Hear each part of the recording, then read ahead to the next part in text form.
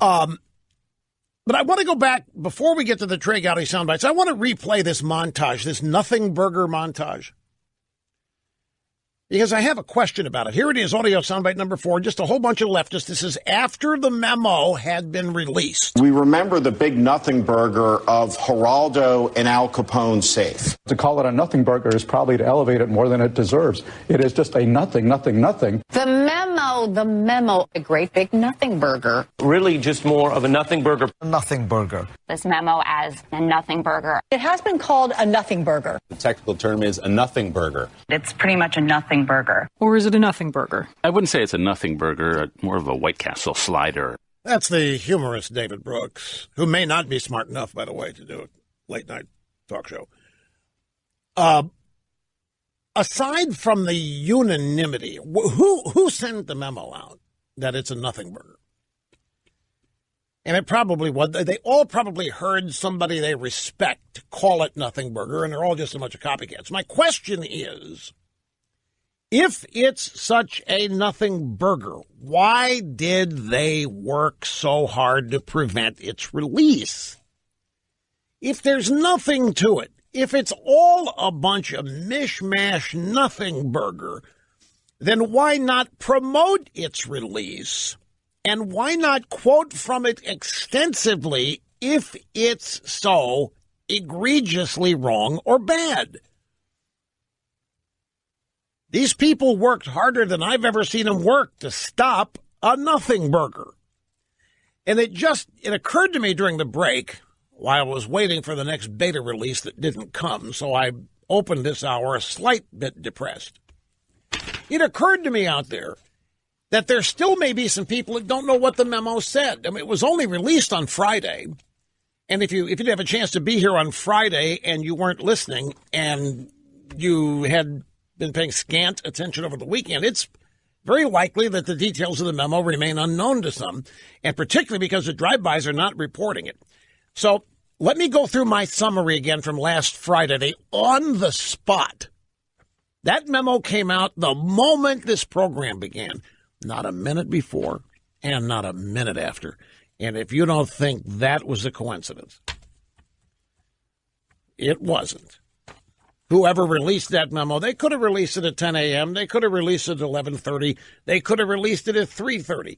They released it right at 12 noon. Because they know I am a quick study. And there are essentially 5, and some might say 7, big bombshells in the memo. The biggest one to me, and Mr. Snerdley, have you read any conservative blogs? Which we have many conservative blogs. Well, I don't see what's in this. This is not that big a deal. I'm kind of embarrassed so much attention was paid. We've got more people on our side trying to torpedo it because they hate Trump. They just hate Trump. It's the most amazing thing. They're willing to consign America to just an absolutely horrible course in the future if it means getting rid of Trump. The big thing to me, if nothing else in this memo is true, the thing that is true that's in it, that makes everything else possible, is the fact that this memo, which is properly identified as an opposition research document. In fact, I jocularly said that Hillary Clinton wrote the thing last hour. It literally is true.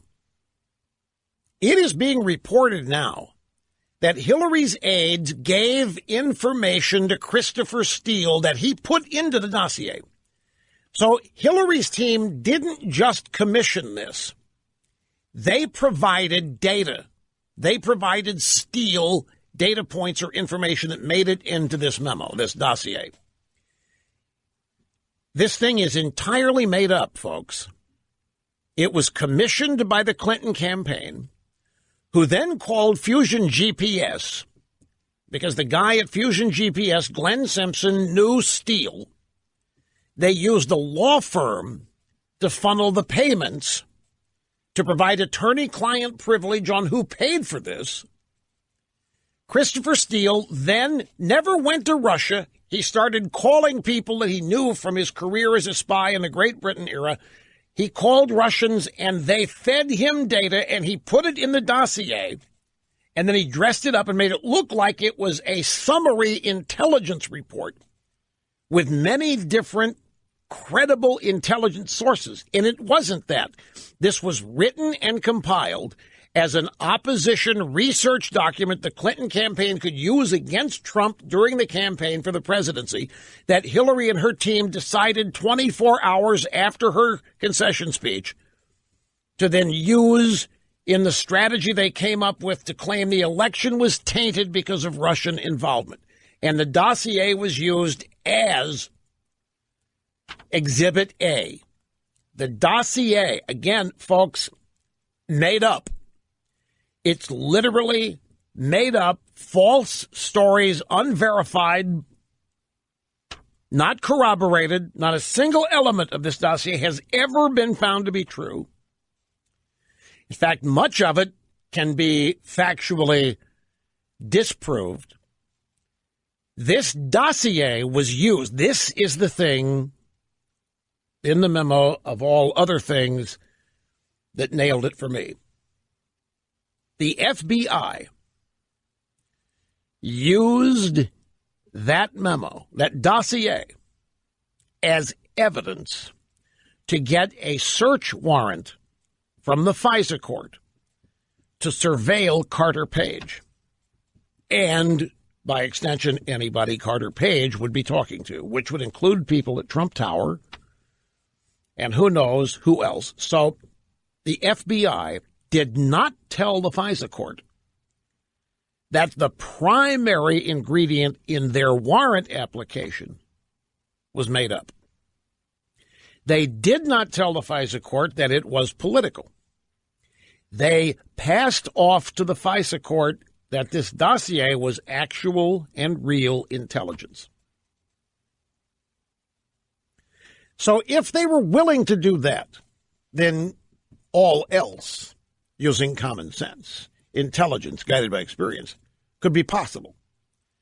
If they were willing to take an opposition research document that had been totally made up, fabricated out of thin air, and pass that off to a high court as legitimate intel, then what else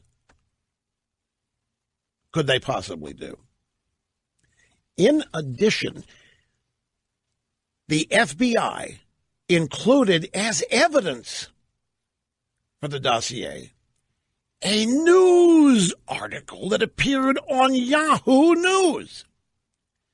The news article was written by none other than Michael Isikoff, the reporter who wrote the Newsweek Monica Lewinsky story that was buried, that Matt Drudge drug up and published and exposed Clinton for what he was doing with the intern. They spiked it at news. It's the same reporter, Michael Isikoff. The FBI, in order to convince the FISA court that this dossier was real, included in the application a Yahoo News story about Carter Page's visit to Moscow.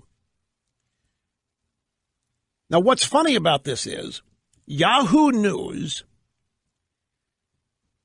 used the dossier to write their story. This is a good old-fashioned circle, you know what? Here the dossier is there. Yahoo News uses the dossier to write a story about what it says. The FBI then includes that story with the dossier in the warrant application at the FISA court. The FBI cited the Yahoo News report as evidence to corroborate information in the dossier when the story was written from the dossier. The FBI incorrectly asserted to the court in its application that Steele did not provide information to Yahoo News about Carter Page's trip to Moscow. However, court filings in Britain show that Christopher Steele admitted that he met with Isikoff in September 2016, 2 months before the FBI got its warrant to discuss the trip at the direction of Fusion GPS. This is, folks, this is so incestuous, it's impossible to describe this. The FBI also knew that Christopher Steele, and I just alluded to this, was being paid by the Democrat National Committee and by Hillary Clinton and did not tell the court. Hillary Clinton was paying Christopher Steele. The DNC was paying him to create an opposition research document. The dossier, therefore written and paid for in part by Hillary Clinton, was presented to the court as legitimate intel. The court was not told that it essentially had its origins in the Clinton presidential campaign, the Democrat National Committee. We also learned the FBI spied on Carter Page for nearly a year. The FBI got their initial FISA warrant to spy on Page October 21st, 2016, after he went to Moscow. He spoke to a Russian official who had expressed support for Trump in July of 2016. So Carter Page goes to Moscow, meets with a guy in Russia who had supported Trump, and ergo, we need to spy on Page. This warrant, as I said last hour, was renewed 3 times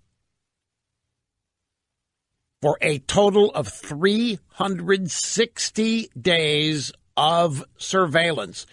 Comey signed one of the 3 renewal applications on behalf of the FBI.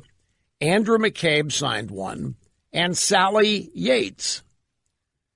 Dana Buente and Rod Rosenstein each signed at least one or more of these renewal applications. There was never any evidence on Page. Nothing was ever produced.